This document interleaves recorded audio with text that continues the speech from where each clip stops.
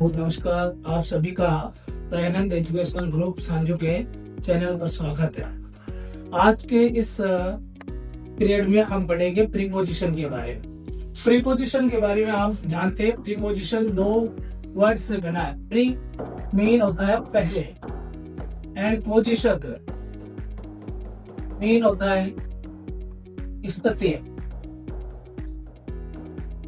It's mean वह word जो किसी नाउन और प्रोनाउन के पहले लग करके उसकी स्थिति पे परिवर्तन लाते हैं, वह प्रीपोजिशन होते हैं।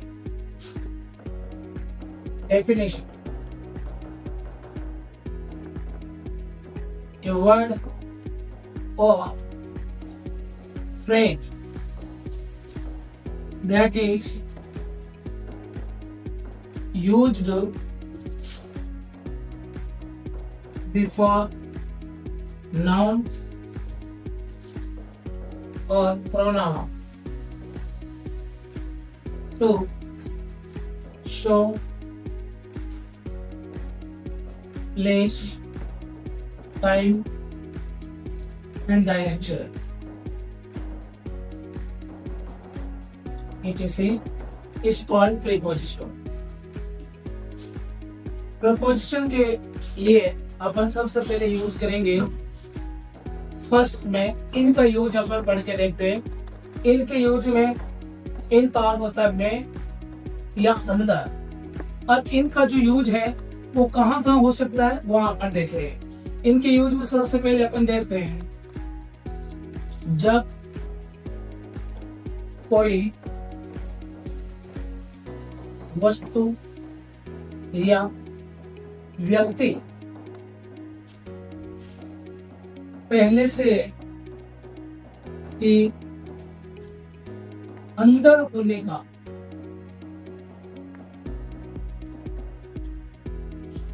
अर्थ व्यक्त करे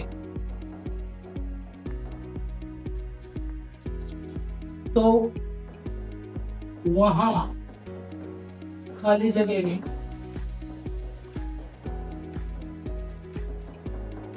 इनका यूज किया जाए।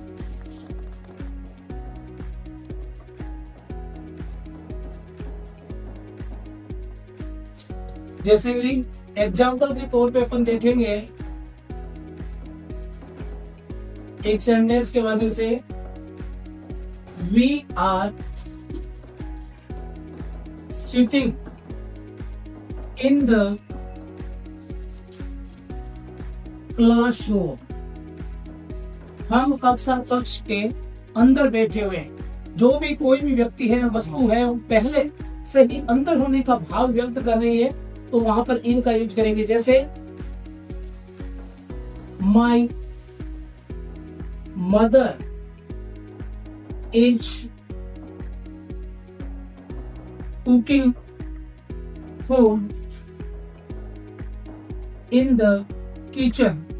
मेरी माँ रसोई में खाना पका रही है। इट्स मीन मम्मी पहले से ही रसोई में है, हम पहले से ही कक्षा में बैठे हुए हैं। ठीक है, ऐसी स्थिति में जब पहले से अंदर होने का भाव व्यक्त किया जाता है तो वहां पर इन का यूज होता है।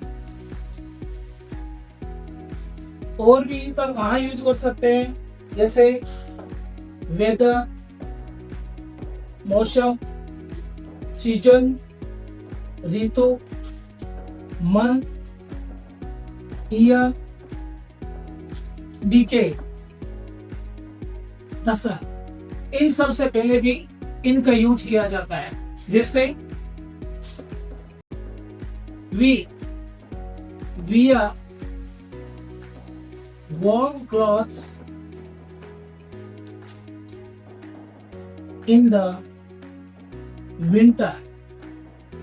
हम गर्म कपड़े सर्दी में पहनते हैं। उसमें ये वेदर का बात हो रही है। और school reopens in the July। हमारी स्कूल जुलाई में पुणे खुलती है, तो इसमें महीने का नाम यहाँ पर हमारे सामने आ रहा है। ऐसे ईयर का हम देख सकते हैं She passed the 10th class in 2024. उसने 2024 में 10वीं कक्षा पास की। तो यहाँ पर ये आ गया हमारे ईयर।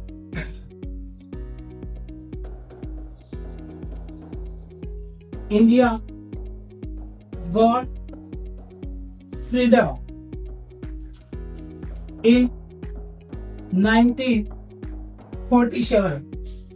भारत को 1947 में आजादी मिली। तो ये एक सन हो गई है, सेंचुरी हो गई। ऐसे ही और अपन इनका यूज कर सकते हैं पहनावा दर्शाने हेतु। अगर मानो किसी ने कपड़े पहन रखे हैं या कोई वस्तु पहन रखी है, वो हमें उसको व्यक्त करनी है, तो वहां पर भी अपन इनका यूज कर सकते हैं। He usually, या फिर अपन ऐसे he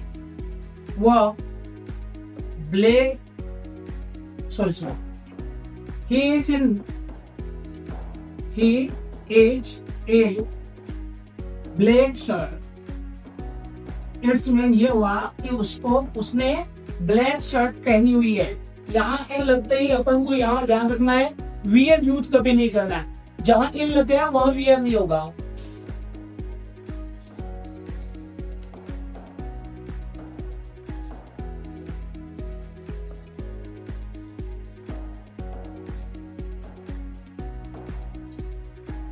When I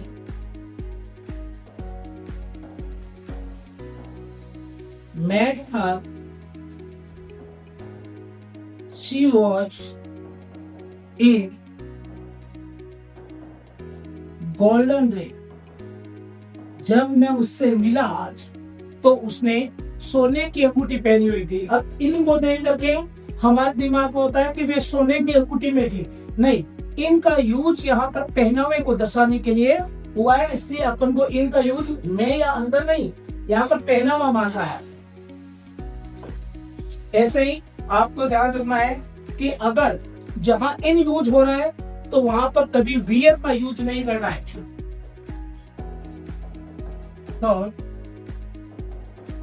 इनके यूज में वियर का यूज नहीं होगा।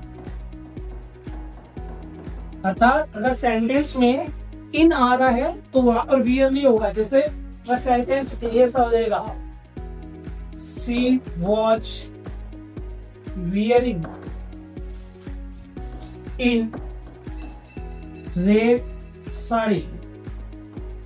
तो यहाँ पर ये सेंटेंस हमारा गलत हो जाएगा, क्योंकि वियरिंग और इन दोनों है वो एक साथ कभी यूज नहीं होंगे।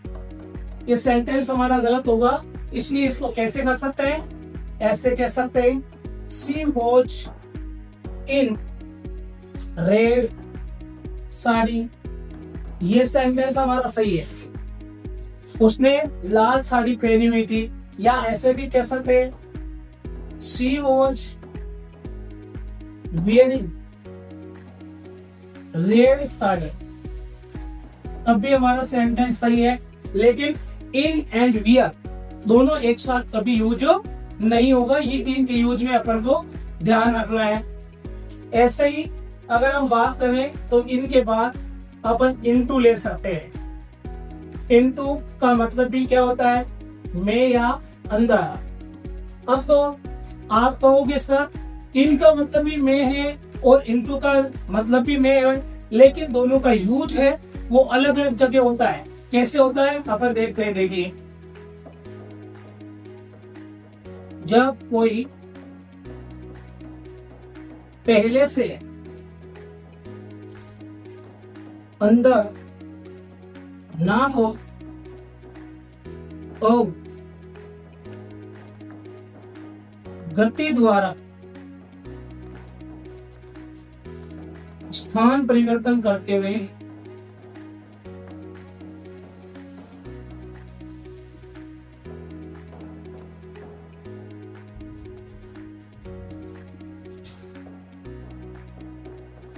अंदर आने